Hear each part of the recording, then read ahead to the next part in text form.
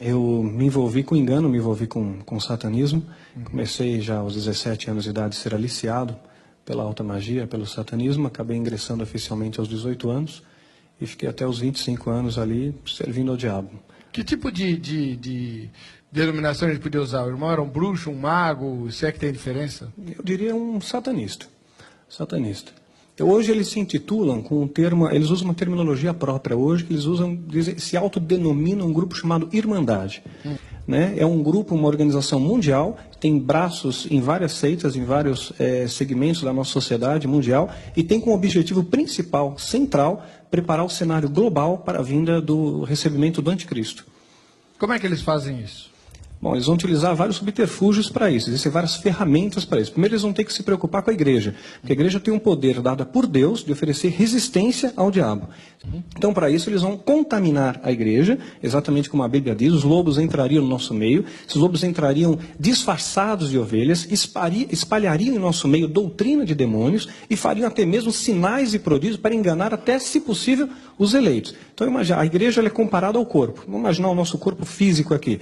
Nosso corpo ele tem um sistema imunológico, ele vai ser responsável pelo sistema de defesa do corpo. Se esse sistema de defesa ele baixa, a sua resistência baixa, vai entrar um vírus, uma contaminação. Então esse tipo de contaminação está entrando no corpo de Cristo. E estão havendo erupções dessas manifestações do nosso meio. Nós estamos vendo aí o corpo de Cristo doente, muitas vezes dividido, muitas vezes ensoberbecido, entrando mentira, corrupção. O irmão pode dar, por exemplo, um exemplo concreto de algum tipo de atitude assim estratégica desse grupo dentro da igreja?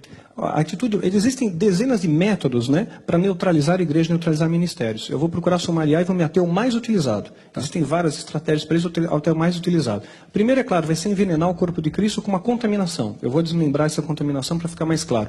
E o pior seria matar o corpo de Cristo, ou seja, matar ministérios. A noiva não vai ser abatida, mas ministérios vão ser destruídos e muitos, infelizmente, vão ser deixados para trás.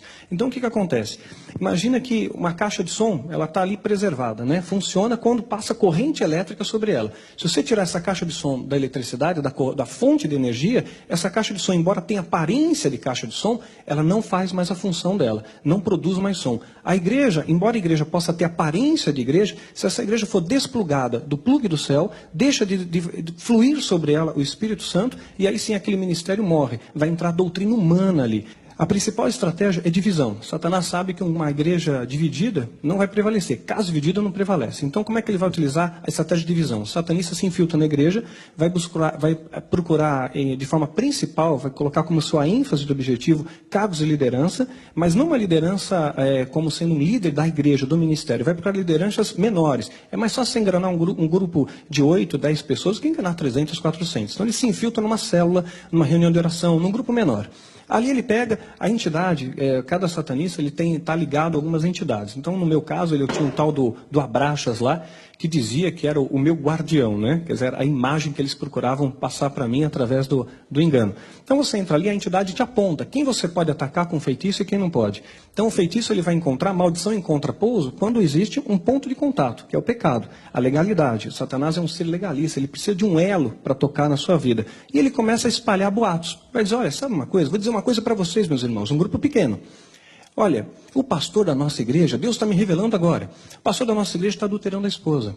O pastor da nossa igreja é satanista. Olha, o nosso líder está desviando o dinheiro da igreja, mas não contem isso para ninguém, né? Não falem para ninguém, vamos apenas orar. E olha, a língua é uma coisa tão pequenininha, mas dura de dominar, né? E rapidamente isso se alastra. E quando se alastra, promove divisão. A fofoca no coletivo promove divisão. Por isso que Deus abomina quem semeia contenda entre irmãos. E esse termo abominar, se pegar do dicionário, significa repelir com horror. É algo que Deus detesta. E essa contenda no coletivo promove uma divisão. E repare uma coisa, pastor.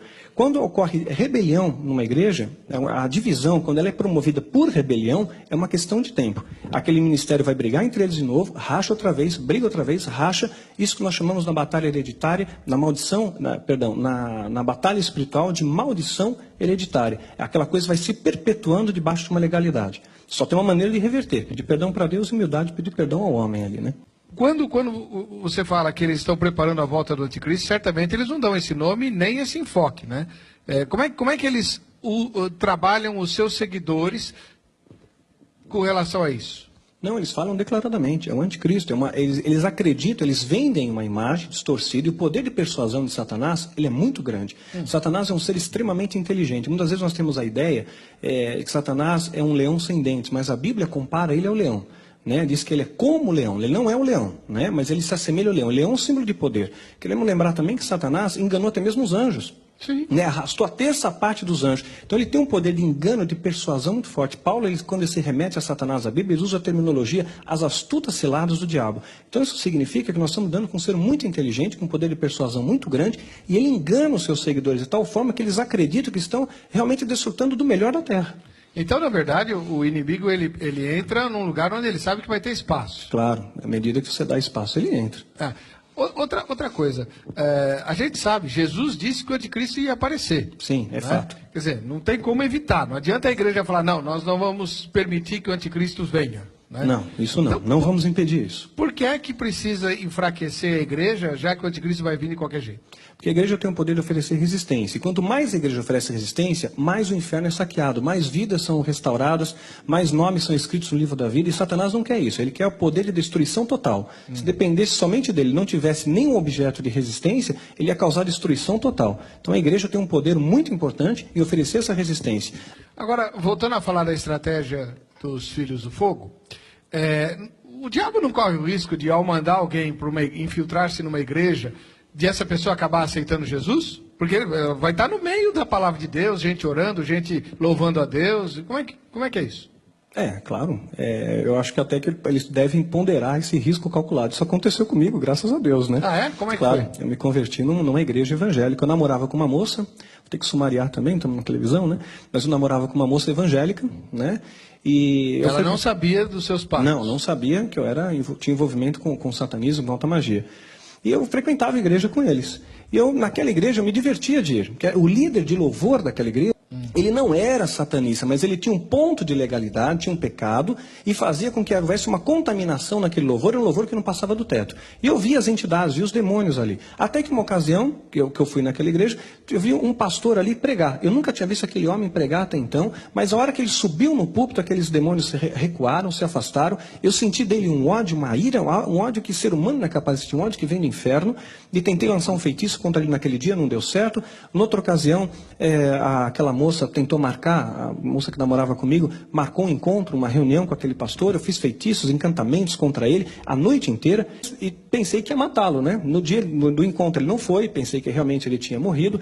E aí marcamos 3 vezes esse encontro, né? As 3 vezes eu fiz encantamentos, feitiços, pedi mais ajuda de outros feiticeiros e todas as vezes ele foi sendo preservado. Foi acontecendo milagres, ele foi sendo preservado. Né? Eu estou sumariando bastante isso aí. Quando eu conto no seminário, é 40 minutos. Aqui eu estou compactando. E até que ele acabou indo num desses encontros. Na última vez eu tinha certeza que o homem ia morrer. Né? E quando ele apareceu, eu não conseguia nem olhar para ele. Era um homem cheio do poder do Espírito Santo. Eu não sabia o que era isso. Mas a impressão é que se eu olhasse para ele demais, se eu tocasse nele, eu ia cair por terra. Ele me levou para a sala dele, eu entrei primeiro, ele entra atrás de mim, tranca a porta-chave. Quando trancou a chave, eu falei, poxa, a coisa vai pegar para o meu lado aqui, né? Rapidamente eu olhei para a janela e vi grades na janela. Num cálculo rápido mental, descobri que eu tinha que emagrecer muito para passar por aquelas grades. E aqui eu falei, pastor, eu não quero mais falar com o senhor não, eu preciso ir embora. Né? E ele falou, olha, eu não vou falar com você não, filho. Você não quer conversar, não vou conversar, vou apenas orar por você. Impôs as mãos sobre minha cabeça, perdi a consciência, e foi uma guerra, foram 3 horas e meia ali. E... Ele sabia? Não sabia. Ele sabia apenas que alguma coisa estava de errado comigo. Tá. Quando ele orou, manifestou uma entidade e ali foi uma guerra. E quando eu saí de lá realmente renovado, transformado por Jesus. E a tua irmandade, não foi atrás de você? Claro que foi, até hoje. Ah, é? Não desistem, não. Existe Mudam risco, as estratégias, existe né? risco de vida para quem abandona a irmandade? Existe sim. Nós somos ameaçados e houve muitos atentados contra a minha vida, contra a minha pessoa, contra a minha família, que me fez já mudar de casa 3 vezes.